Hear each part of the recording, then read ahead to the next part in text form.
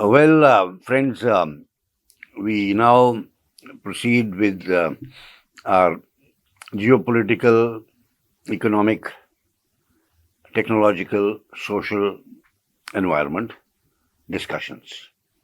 There is a new series we are starting today.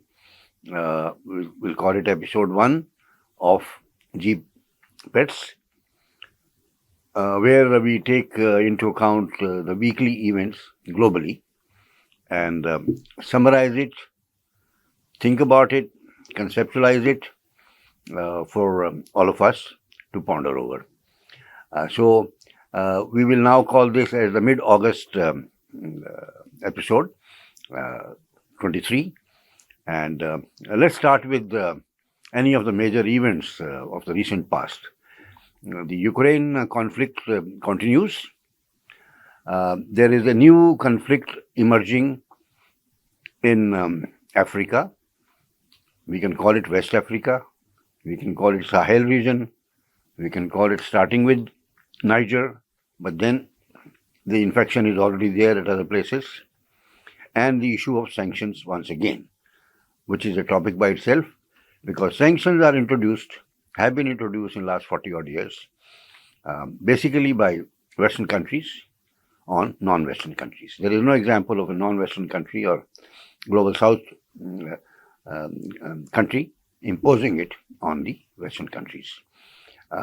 Third, we can look at the coming events which are of importance to India, economically, politically also.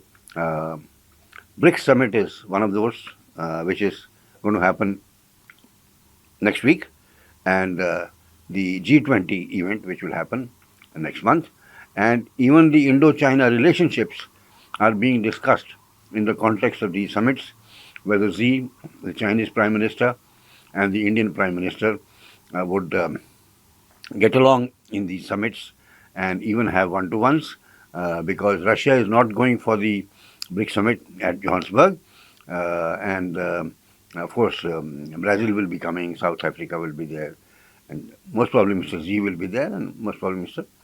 Modi will also be there. G20 is another matter, and a number of committees have been there to give their recommendations on climate, on cryptos, and other areas of cooperation. And so we will see how that develops. They have been having their meetings at the ministerial levels. This is 3. Fourth is an event which is not run out its course, and which is about the prices of wheat and rice. The government of India controls over it. Request of IMF to relieve those, and then what has happened. And then finally, we also briefly discussed the Ukraine USSR, or rather not USSR anymore, Russian Federation. We are of the age group when USSR was very important and Russia was part of it. And once in a while, it comes out USSR, Union of Soviet Socialist Republics, while Russia, or Russian Federation now, is one of the parts, was one of the parts, the biggest and the most important one of the USSR.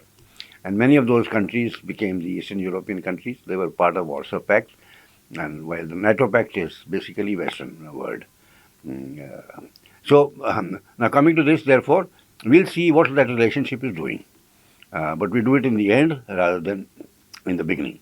So if we look at the Niger situation, Niger is a poor country, about 25 million people. Part of Sahel, which means Burkina Faso and Mali and Chad and other countries are there. They're all mostly low-income countries. Though the colonial yoke has gone away from them in the 60s up to 80, the impact of the colonial power has not gone away. And France is the major colonial power in this area, including the Western Africa. So there are about 13 countries.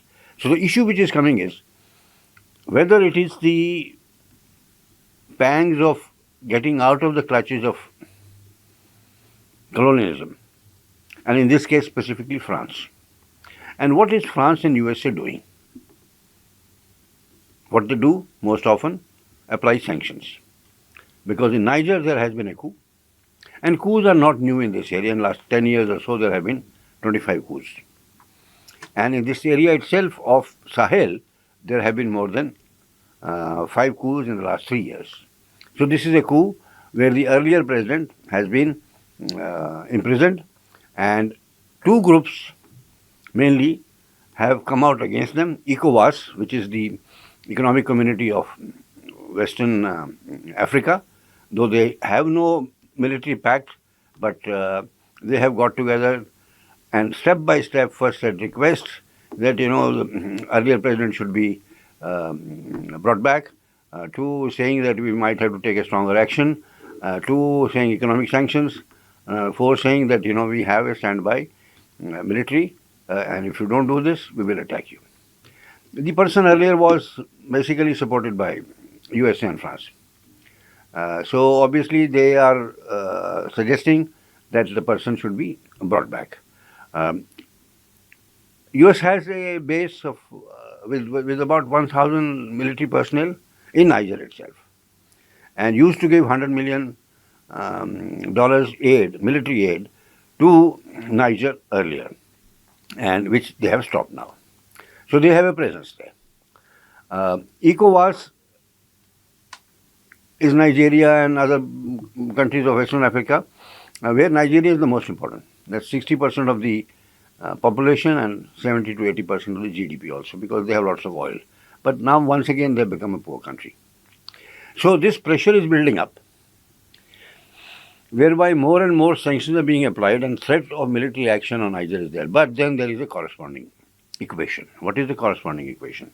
That all these countries are taking the umbrella of Russia, and Russia, through a summit which was there a few weeks ago in St. Petersburg, gave sufficient indication that they will support them, including, they said, so much wheat for some of these poor African countries free of cost we will give, because there is some disturbance at Odisha port, that is the Ukraine-Russia issue in terms of the shipping there, or you can say Black Sea Grain Initiative, which we have discussed in detail somewhere else.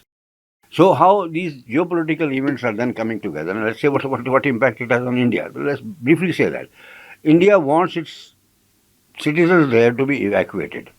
But how to do it? Because Niger has closed its airspace. Borders with Nigeria, which is a neighbor, are closed. Borders with Burkina Faso and Mali, which are neighbors, are open. But from there, where do you go? By road, is there any where else you can go? No. It's the same old Ukraine problem. How 24,000 Indians who were stuck in Ukraine after 22nd February 2022, how to bring them out? Believe it or not, the Home Minister just in the Parliament gave the full information that on the request of the Indian government, the two parties had ceased any bombing or firing for 3 days, so that these people could be evacuated. One might say, what is so big about it? Let us say that they are using non-commercial flights because airspace is closed. I'm now talking of Ukraine. And let's say there is 100 capacity of one aircraft. Let's say they sanitize the airspace.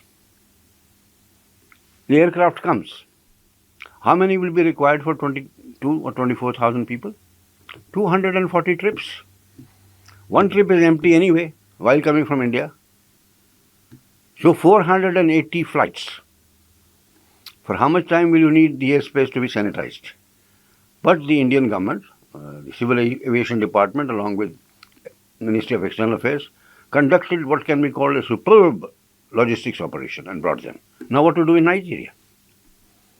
Who will ask whom to please not have the control over the airspace or open it up?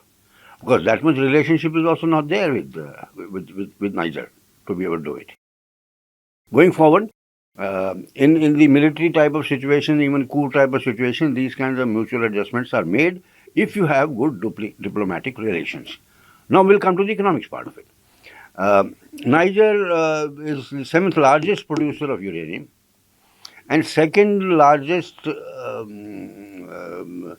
source of imports for France. France has, by the way, a lot of nuclear energy. About 74% of the energy is nuclear energy. So this yellow cake, as they call it, uranium, it's a French company. And then they have gold. And same French company is there. And this is just an example. All the other poorest countries which I just mentioned also have French companies or American companies now, which take away their resources. They have a lot of resources, but they're left with nothing but dirt. So this is being mobilized now. Both Mali and Burkina Faso are the neighbors of Niger and have said that they will militarily support them, while ECOWAS was saying that we might have a military operation. So let's see what is going to happen to the other markets. Uranium market is going to be affected. Who is the biggest exporter of uranium? Russia, through Rosatom, the company. And by the way, Europe, after putting all the sanctions and all that, have continued to import the uranium from Russia, including USA. Then we talk about gold. Gold is related to all this talk which is happening about BRICS currency also. It's being speculated that they will go for gold-backed BRICS currency. If you see the statistics of last couple of years, Russia itself has a lot of gold production. China has a lot of gold production, but is also imported the maximum. And India has imported number 3. After oil, gold is the major import of India. Can you believe it?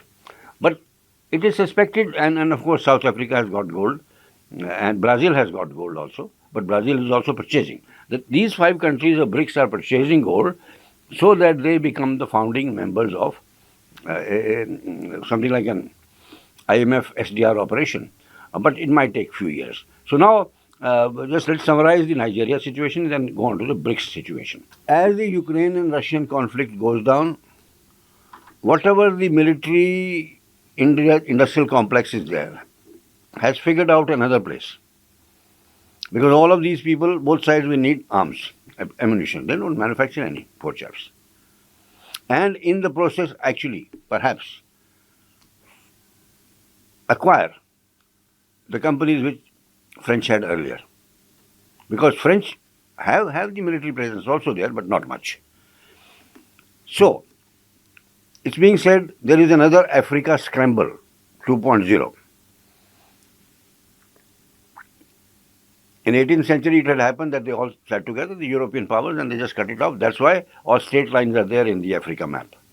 If this is Belgium, this is England, this is France, this is Italy, this is Netherlands, and so on.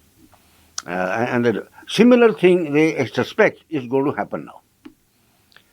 Commercially, finance capitalism. So these 13 countries which are there in Western Africa all have French as their official language, francs as their official currency. Their central banks are subservient to the central bank of France, and their exchange rates are decided by them. Obviously, how the exchange rates are decided, we know that they pay less francs for their uranium and gold, etc., and the local party pays more for their perfumes and scarves. So, having said this, this has to be seen because it could become a tinderbox. Instead of Africa as a group, they have an African Union. They also have some kind of a free trade area which has not succeeded very well so far. They will once again be pushed back in terms of their development. Fortunately, they have very good regard for China, Russia, and India. And they think that they will not be left behind. Now, why India? Because their liberation struggle really started with South Africa, and Gandhiji was the one who actually was their guide and philosopher for that. He was a lawyer at that time, practicing in South Africa. So the African National Union, African National Congress, ANC, which is also a currently ruling power, is the one where Gandhiji was involved in setting it up. Now, next step. Next step is that therefore, somewhere India has to play a role in making sure that this war does not happen or gets cooled down, because otherwise they would even be pushed further to poverty. And they have the resources. And the West wants the resources and has been keeping the resources as much as possible.